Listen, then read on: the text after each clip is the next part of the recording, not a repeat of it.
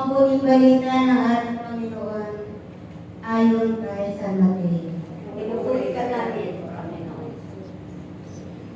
Babala laban sa mga eskreba at mga Pariseo.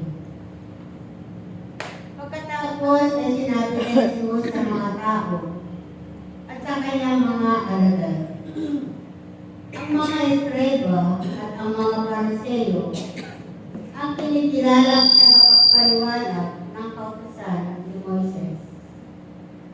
Kaya't gawin ninyo ang itinuturo nila at sundin ang kanilang dinituro.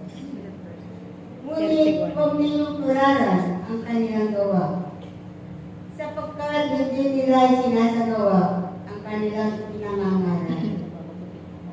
Nagbibigay sila ng mabibigat na dalangin at ipinapasan sa mga tao. Ngunit ni Daliri ay ayaw nilang igala upang tumulong sa pagdadala ng mga iyon. Pawang pakitang tao ang kanilang mga gawa.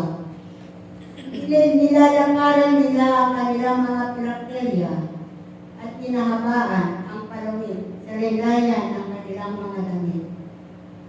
Ang ibig nila ay ang mga upuang padangal sa mga piging at ang mga tanging lukukan sa mga sinagoga. Ang ibig nila ay pagbayan sila sa mga luwasang bayan at tawagin guro. Ngunit kayo, huwag kayong katawag na guro, sapagkat iisa ang inyong guro, at kayong lahat ay magkakapatid. At huwag ninyong tawagin ama ang sinumang tao sa lupa, sapagkat iisa ang inyong ama, ang amang nasa langit.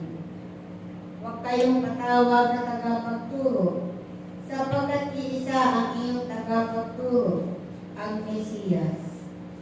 Ang pinakadakila sa inyo ay dapat maging lingkod ninyo. Ang nagpapakataas ay ibababa, at ang nagpapakababa ay itataas. Mga kapatid, ito pa mabuting balita ng ating Panginoon. Pinupuri ka namin, Panginoong Jesucristo.